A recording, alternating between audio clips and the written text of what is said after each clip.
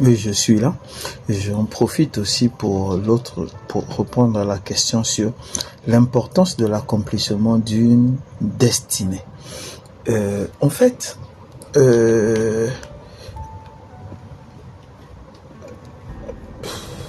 est-ce que la question devait se poser en termes de l'importance de l'accomplissement d'une destinée? Parce que de toute façon, qu'on le veuille oui ou non, nous allons accomplir quelque chose.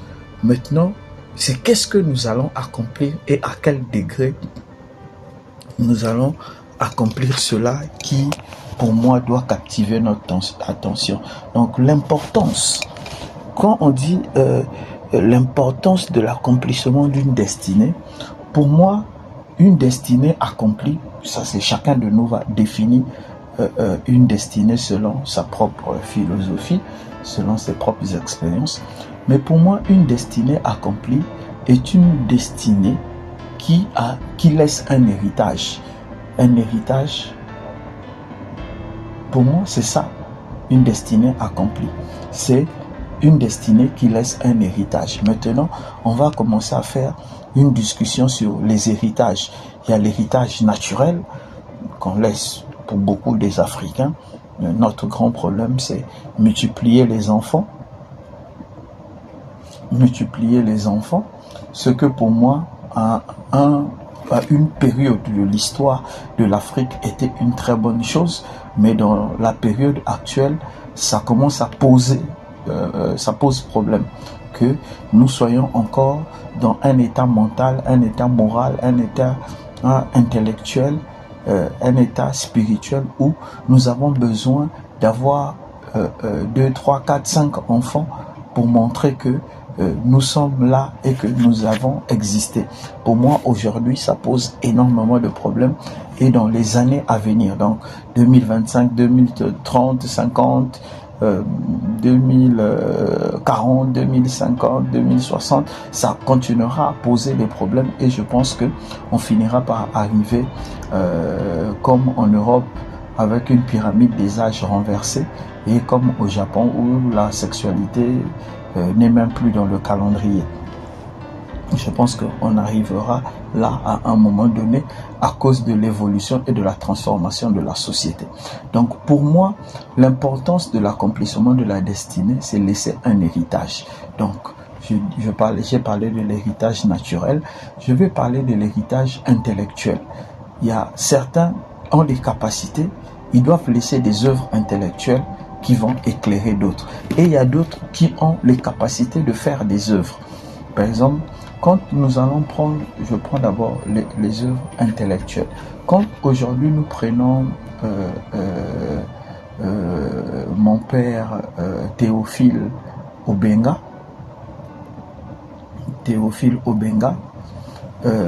quand nous voyons son travail sur l'égyptologie, aujourd'hui c'est un travail qui a révolutionné la vision des Africains sur eux-mêmes et qui est devenu un substrat qui permet aux Kémites, quoique il n'y a pas que eux, puisque moi-même j'ai les œuvres de Théophile Obenga, donc de savoir que l'Afrique a participé à quelque chose d'utile sur Terre. Donc ça c'est une œuvre intellectuelle. Ça c'est une œuvre intellectuelle qui a été accomplie et qui se transmet de génération en génération. Je vais parler encore d'une autre œuvre intellectuelle africaine, parce que bon, c'est vrai que je suis beaucoup de culture européenne, mais je vais parler d'une autre œuvre africaine qui moi personnellement m'a touché, m'a ébranlé et m'a fait aimer le théâtre. C'est l'œuvre de Sonila Boutansi, Les Cancrelats. Je n'aimais pas le théâtre, je trouvais que c'était absurde, mais quand j'ai lu son livre, j'ai beaucoup apprécié et je m'étais même essayé à écrire quelques pièces de théâtre. que je n'ai jamais publié. Je ne sais même pas où ça se trouve et je ne publierai peut-être jamais parce que je suis sûr que je suis un piètre écrivain de théâtre. Mais c'est quelque chose qui a révolutionné en moi ce désir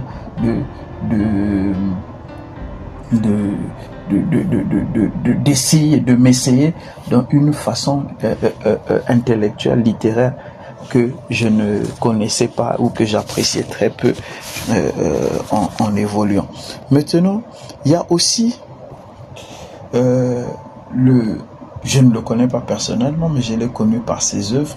Et ses œuvres ont eu beaucoup d'impact sur moi. Isaïe Butan, celui qui a écrit...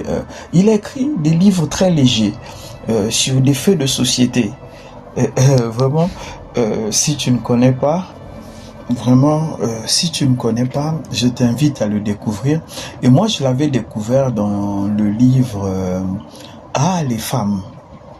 Et après, il a remixé ça, encore les femmes. Et il y avait un autre livre, Les piments de la nuit. Et il a pas mal de petits livres comme ça, qu'il a un peu fait des pics sur les femmes. Et son style littéraire m'avait énormément plu. Donc je dis, vous voyez, on a des pères comme ça, je pense qu'il doit être vieux aujourd'hui. Isaïe Butan, Koulibaly, sauf erreur, vraiment. Si je fais une erreur, vous pourrez me corriger. Je pense que vraiment c'est des livres que j'ai lus il y a très très longtemps, qui ne font plus partie de ma bibliographie actuelle parce qu'elle est remplie plutôt des livres spirituels. Mais c'est des choses, des trucs littéraires, des travaux littéraires qui m'ont emmené à me former, à me transformer, à me questionner et à vouloir aller plus loin. Et à part ça, je parlais maintenant à part l'héritage intellectuel, je parlais de l'héritage de l'action. L'héritage de l'action, personnellement, vraiment, vous allez m'excuser, c'est comme je disais que j'ai une grande culture européenne, américaine, parce que la plupart des livres africains, quand je grandissais, étaient rares. Les livres des Blancs qui venaient de chez les Blancs étaient plus courants. Donc j'ai plus lu là-bas. C'est comme je dis, moi j'ai fini la collection de science-fiction à Pointe-Noire du Centre culturel français. Tout ce qu'il y avait là comme livre de science-fiction dans le rayon science-fiction, j'avais tout lu parce que je suis passionné de science-fiction. Donc Roger Zelazny, celui qui nous a fait la seconde fondation, j'ai oublié son nom, ils sont nombreux comme ça que j'ai beaucoup lu. Donc je disais que il y a des gens dans l'action, qui devient un héritage. Et moi, quand je parle de l'action devient un héritage, quand vous regardez la vie, essayez de chercher des biopics sur la vie de Martin Luther, par exemple. Martin Luther n'est pas connu comme pasteur, il n'est pas connu comme étant boxeur, il n'est pas connu comme étant... Mais c'est un homme d'action qui s'est levé, il a posé des actions afin que ses semblables soient transformés.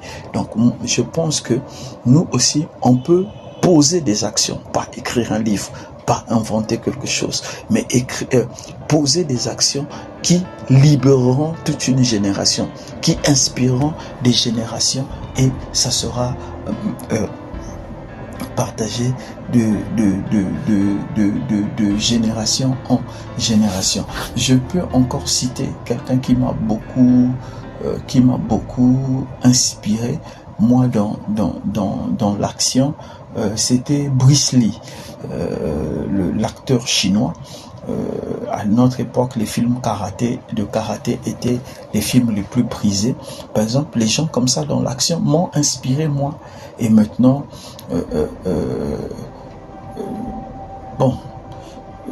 chacun pourra chercher dans le canevas de sa culture, de son pays, ce qui peut l'inspirer à poser des actions. Sinon, nous avons des héros locaux. Par exemple, quand on parle de Thomas Sankara, on parle de Lumumba. Lumumba, c'est pas un livre, c'est un homme qui a posé des actions. Et dernièrement, j'étais encore en train de suivre le Che, comment il a été tué. Je crois que c'est en Bolivie, non? Che Guevara. Voilà, j'ai suivi. Par exemple, des gens comme Che Guevara ont laissé une histoire avec laquelle nous pouvons nous inspirer. Donc, en passant, je veux parler d'art, parce que j'ai failli rater l'art et le sport. C'est vrai que on regarde ça souvent dans la dimension, du divertissement, alors que c'est de la force morale, mentale, impressionnant qui pousse les gens à pouvoir sortir des œuvres qui deviennent intemporelles. Donc quand on va parler bon, en musique, je suis assez fourni pour les Africains, donc je peux parler des gens qui ont fait des succès intemporels comme Alpha Blondy, la chanson c'est non, Fouta Diallo, c'est Kofi, Sweet Fanta Diallo, voilà. Par exemple, une chanson comme Sweet Fanta Diallo, moi, à mon époque, ça m'avait beaucoup inspiré.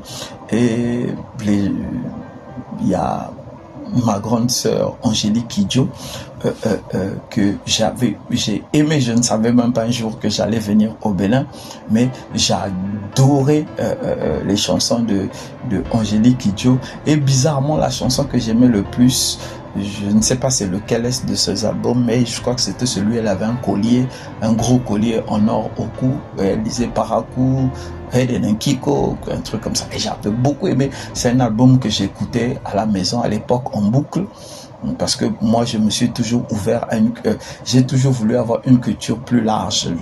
La culture fermée, limitée à la musique congolaise, moi je n'aimais pas beaucoup. Donc maintenant, je peux dire quand même que nous avons des gens comme Luambo Makiadi Franco qui ont fait Mario, que toute l'Afrique, le monde entier a dansé. Donc il y a des gens qui ont laissé un héritage culturel. Maintenant, nous allons continuer dans le sport. Michael Jordan, ça, il n'est pas à présenter. Pelé, nous n'avons pas à le présenter. Donc, moi, je pense que n'est pas passer à côté de sa destinée, c'est commencer par se donner comment comprendre l'importance de l'accomplissement de sa destinée, c'est d'abord comprendre ce à quoi nous sommes destinés et travailler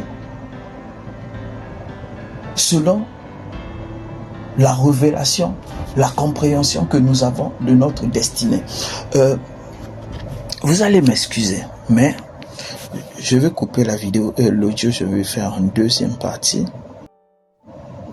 Je disais, vous allez m'excuser, la deuxième partie ne va pas durer. Vous savez, l'importance de l'accomplissement de la destinée ne peut pas être enseignée à une personne, mais c'est la personne qui comprend la révélation de sa personne. Si moi, je ne comprends pas que je suis important, je ne peux pas comprendre que j'ai une destinée à accomplir. Et le problème majeur que nous avons en Afrique, c'est un grand problème. Le plus grand problème que nous avons, c'est que nous pensons que tout s'accomplit sans effort. C'est là où réside notre problème.